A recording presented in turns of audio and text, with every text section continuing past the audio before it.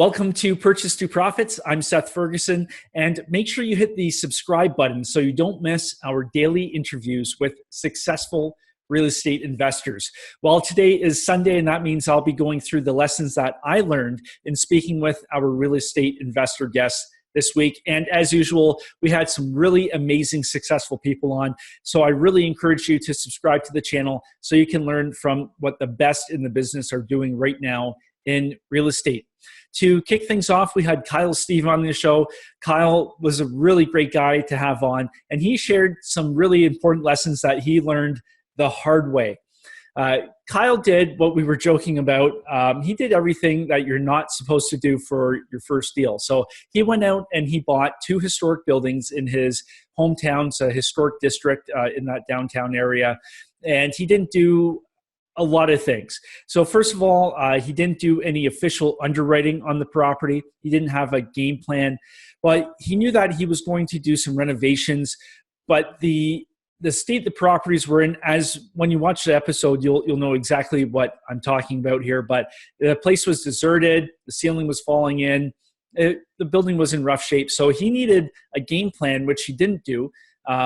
So anybody thinking of going into that type of project will, you have to watch Kyle's interview because you're going to learn so much about the lessons that he learned and the troubles that he had. He also went over budget on the renovations, partly because he didn't have a plan and some other reasons that you'll find out. So you need to have a game plan going in. You need to do your underwriting. You have to make sure your renovation costs are hitting those targets as you go through that project. And then he had issues finding a tenant. He tells a really good story about how the one guy he was looking at kept coming back with totally different things on paper than what they had just talked about and agreed to. So really good lessons there. And then, but I think the whole key thing with Kyle's situation, yes, he got himself into trouble. Yes, he had to go out and raise some more, get some more debt on the property to get through that project, but he survived. And I think even by going through that experience, where he did take some pretty hard hits along the way, at least he did it. And now he is in a much better position to move on to his next properties because he's really lived through a worst case scenario. Whereas most people, they may have been too scared to do it. And so Kyle's ahead. Now he owns 2 buildings and he can move on to the next ones. And most people are sitting back there still analyzing the first deal they saw a year ago. You have to take action and do it. So I really encourage you to, if you're thinking of doing some heavy lift renovations or investing in historical homes, or even if you want to get into your first property, listen to Kyle talk because he will give you, the real story about how he went through his trials and tribulations and survived. I think that's the key thing there. He actually got through it. Then we had Josh Cantwell. Josh was a very interesting guy. You can just, he exudes that energy. You can feel it as we were talking. I definitely did during the interview. So with Josh, he was diagnosed with cancer. And then he was lined up for cancer surgery. And they gave him a very low percentage chance of living. He was basically going under the knife to die, which is a tough situation for anybody to be in. But what Josh did was a couple weeks before his surgery, he went out and he bought his first 2 real estate investment properties. I think that's a very ballsy play, and I give him a whole lot of credit because I don't think many people would do that. If you're given less than a 20% chance to live and you're going under the knife, he just went out and did it. And then so those deals he survived. Which is great. And he just went out and repeated and repeated and repeated. But I think it's those kinds of, not a Hail Mary pass, but those kinds of ballsy plays when you're down in the trenches and you still go and go for it. I think that shows a lot about your character and your drive. And then Josh mentioned another thing that when we were talking about how he's built his business, because he has several different businesses on the go right now. We were talking about failures and if he's ever had any ideas that didn't work out. And he said, yeah, a ton. So he focuses on making things just a little bit better every week and every month. So for instance, maybe it's maybe it's getting a better click-through rate on their advertising. His focus is on making it a little bit better every week. And if you focus on that every week for a full year, you're going to be moving, not just yards ahead, but you'll be all the way down the field. And I think that was a really good way to put it, because lots of people go out looking for a home run every time.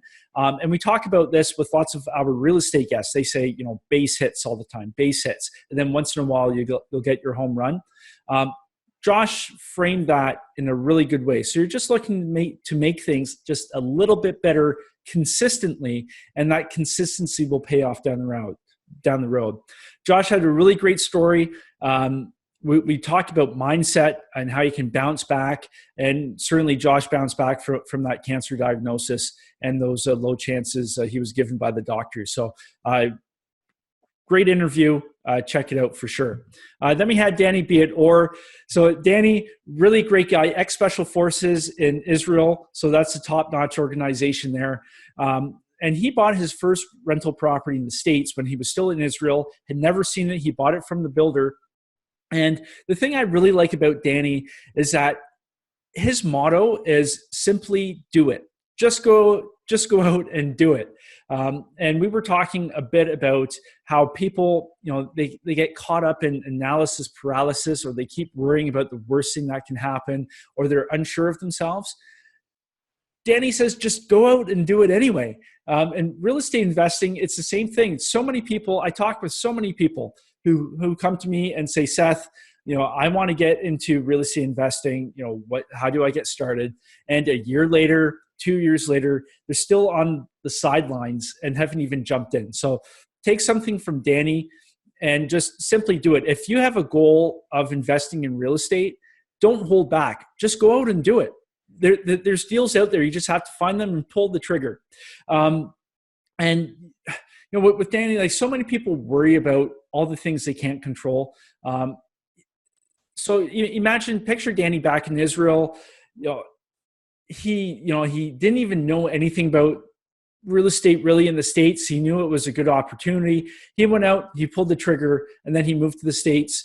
He has a couple good stories about some tenants and all that stuff. So check out Danny's interview and really take that to heart. Just simply do it. Get in there. Then we had James Wise. James is a really entertaining guy. You won't miss him on the interview because he's wearing this like fluorescent sweater.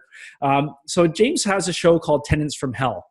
And so he delves into the worst of the worst case scenarios that he encounters and other landlords have encountered, either through owning property or managing property. James does this because he wants people to know the truth about property management and what it really takes to manage a portfolio of properties. Because you see on TV, on HGTV is notorious for this. Everything's roses. It looks so easy. You buy a property. Oh, it's magically renovated with no issues. Everything's always on budget, even though the budgets are, pie in the sky kind of stuff. And there's never any issues. And then you get tenants in and everything's great. The real world isn't like that. So James, through his show, Tenants from Hell, he talks about, poop on toilets. We talked about that. He's had murders, suicides, all sorts of ugly stuff happen. So, and I think the main thing with James is he presents it with a lot of energy and in a really entertaining way. So definitely check out that interview because he just tells it like it is and has some fun along the way. And then last we had Jason Stubblefield. So Jason is currently working a full-time job, but he is now investing in real estate with the goal of exiting that job and getting into real estate investing full-time.